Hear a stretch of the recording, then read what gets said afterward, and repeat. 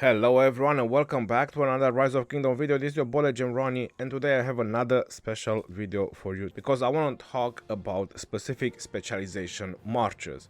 So for example, if you have all the cav commanders, if you have all the archer commanders, or if you have all the infantry commander, which would be the 5 marches that you would do if you want to go specific?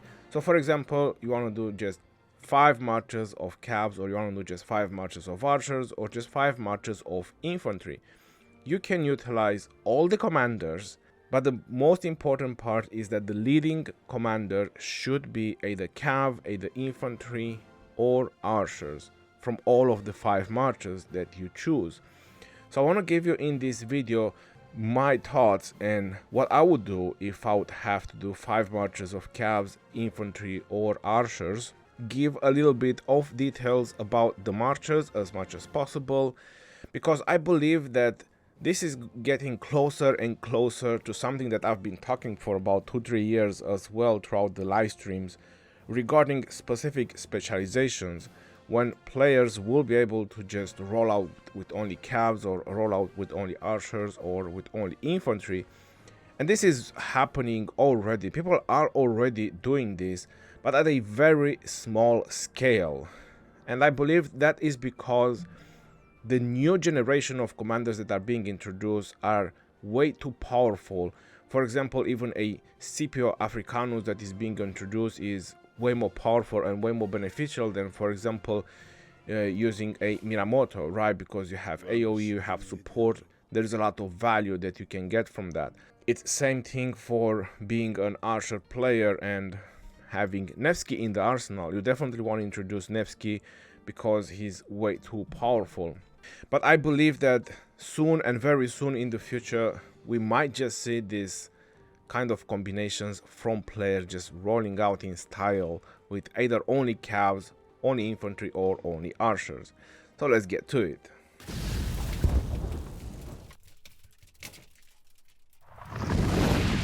First thing first, let's start with 5 cav marches. You definitely need a little bit of debuff on the target. You want to make sure that the target will not run away from you, and you definitely need some buffs to your 5 cav marches, something that will boost the damage a little bit.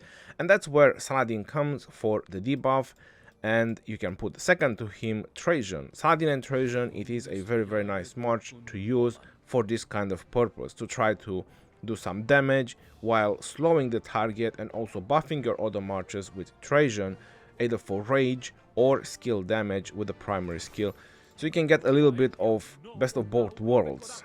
The second cav march that I would recommend, it would be Attila being primary and Nevsky as a second in command. This is a rally composition, and it is a very good field march composition as well, so you will have 2 of the best worlds. Basically, if you're a rally commander, you could also have a rally march always available with the best gear on, and that you can also use on the field. It is gonna be a little bit of a very fast march because Attila gains 15% march speed, and then Nevsky has 20% march speed. That's a 35% march speed march. It will be pretty fast, but having Attila and Nevsky together, with all these damage reductions and defenses and all damage bonuses, you will be quite alright. You'll be on the safe spot. If people are really gonna swarm that march, it's not gonna be a big deal. You'll also punish the people that will swarm you. Going on to the third cav march, we do have to introduce Chandragupta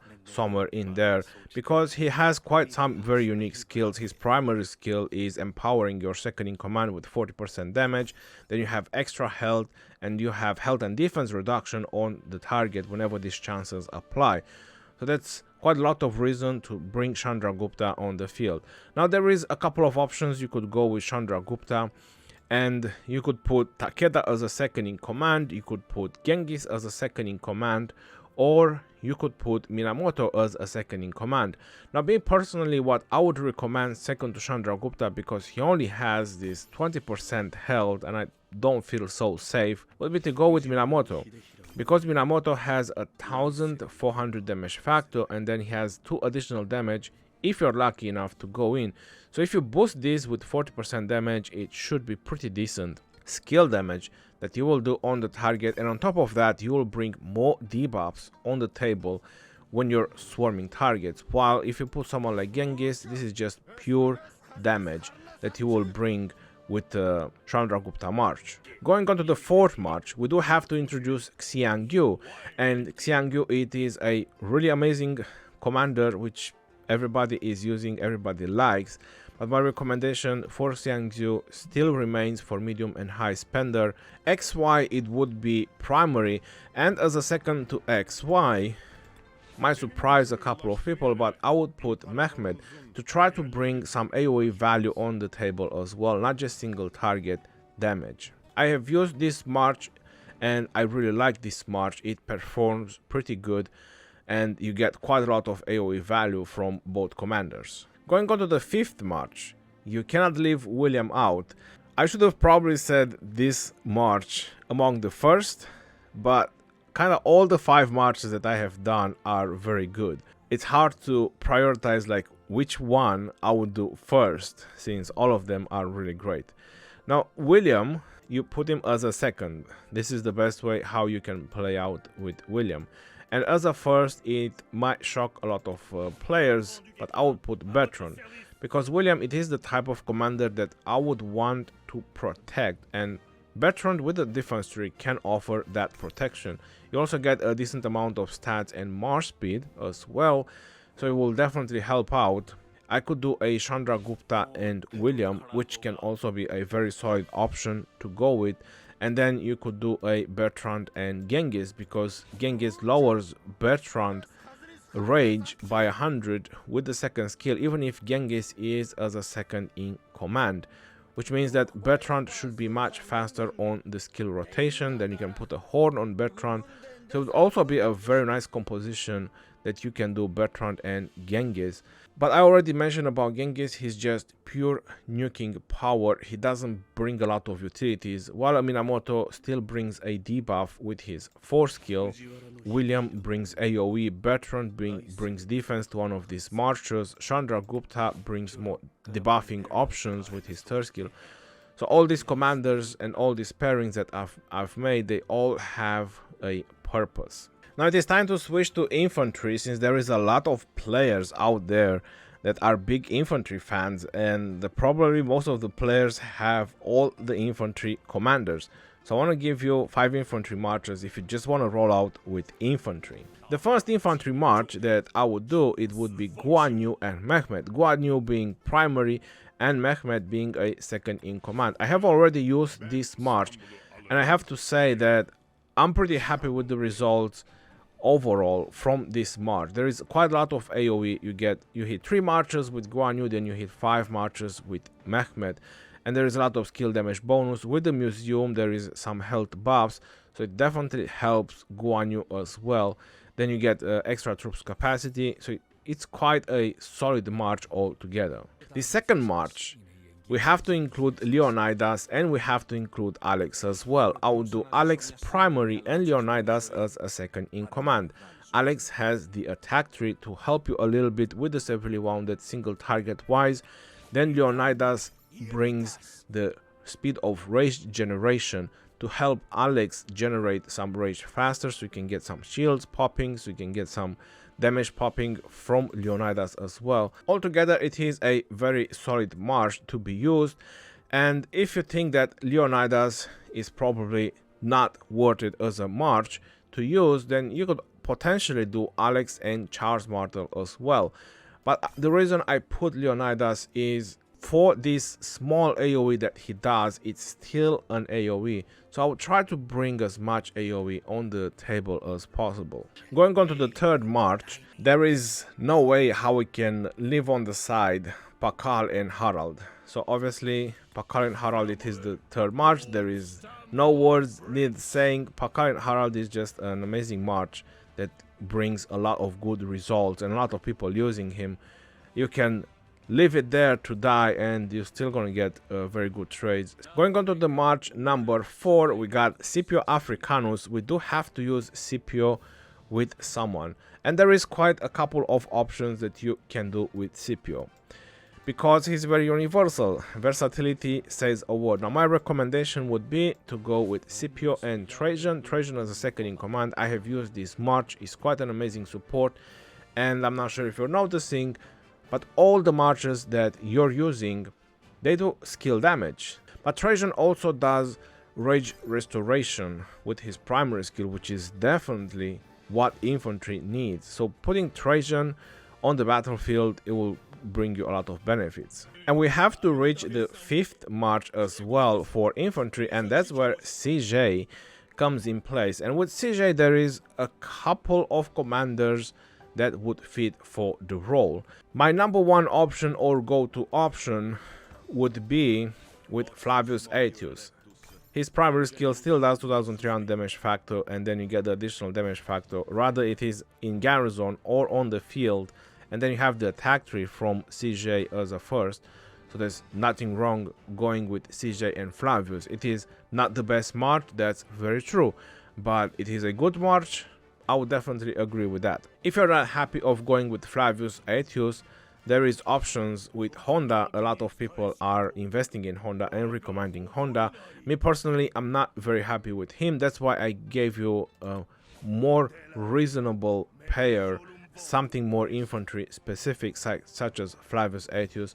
But Honda could be a very potential nice commander to put as a second to CJ. I would put Constantine in there as well. Since you're having just infantry and you want to add a little bit more protection for your CJ and more protection for your marches as well.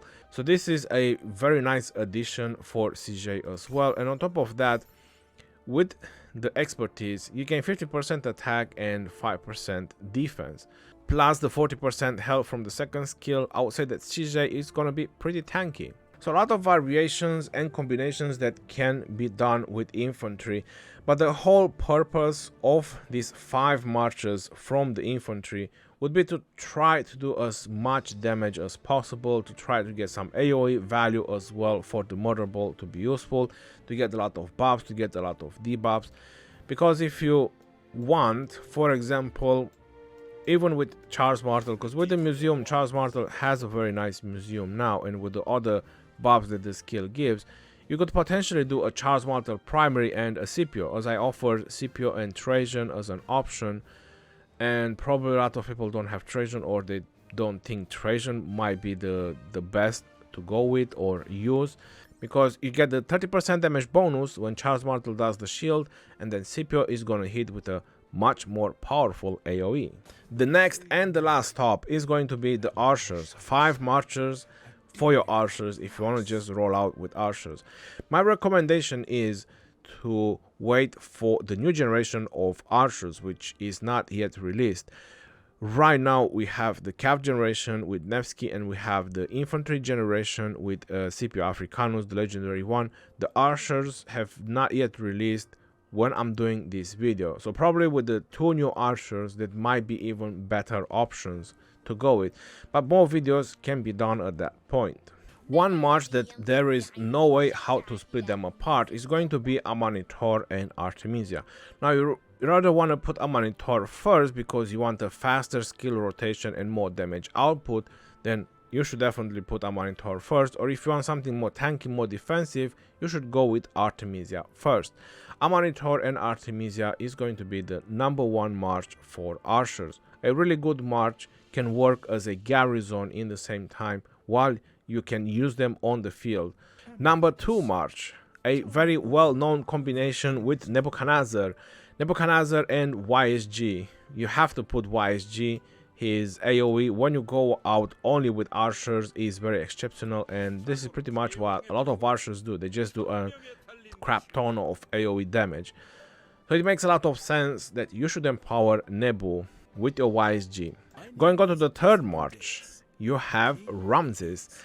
Ramses, it is quite a nice commander. You have debuffs, you have a lot of damages reduction, skill damages reduction, you have a lot of attack, you have the attack tree. But who you should put as a second in command to your Ramses, I highly recommend to put Tomiris. If you're doing only archers, you need as many debuffs as possible on the target, and Tomiris just offers 2 of them, defense reduction, and the second one is the poisons to increase skill damage on the target, which affects all the marches that are swarming that target. There's a lot of reasons why you should bring Tomiris on the battlefield. Going on to the 4th Archer March, it's term for Gilgamesh. You definitely have to add Gilgamesh in there. He is a very powerful commander with his skills having a lot of normal attack damage reduction, increasing skill damage on the target as well when blood craving debuff is on the target.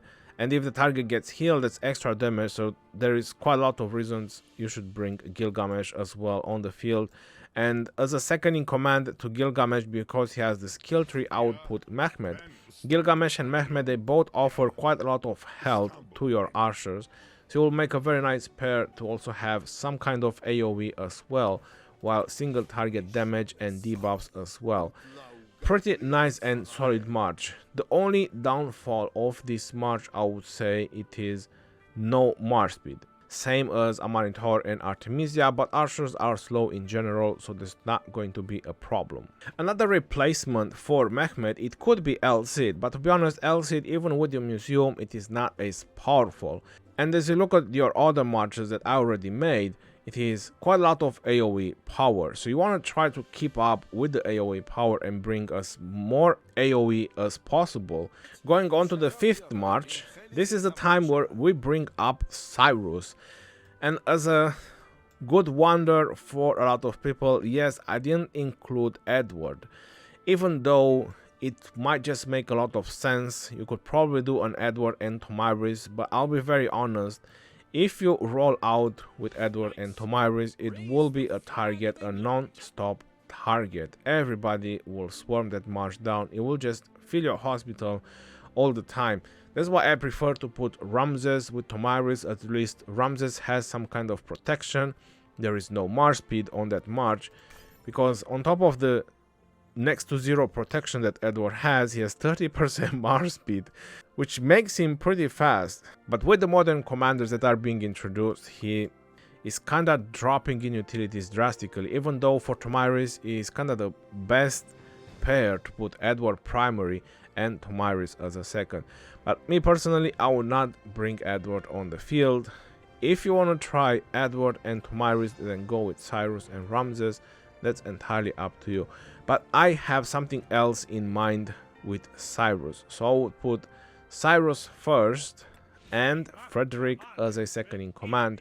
That might just shock some people, but this would be the first go-to option, because Frederick also does additional damage for 3 seconds when he's maxed, and then it brings additional troops 15%, which empowers the march even more to do more damage. There is various other options that you can go with Cyrus as well. If you just want to bring more AoE, you could potentially go with Theodora, or if you want to bring more buffs or you want to empower Cyrus to be more defensive, Trajan is not a wrong march to go with, because that's skill damage and rage that will offer with the primary skill, and Cyrus has a skill talent tree, which means that he should have quite a fast skill rotation.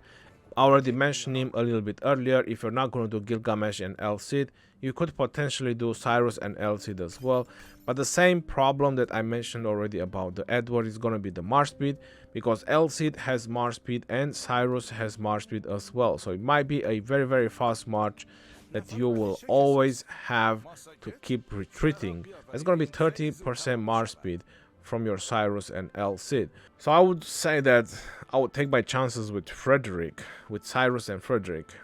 Or, since a lot of people are in favor of Honda nowadays, and that can be a very solid option as well, going with Cyrus and Honda. I hope you enjoyed this video, and I'll see you on the next one. This is your boy Jeroni signing off. Peace out, yo, and take care. See you on the next one, and stay safe out there, my friends.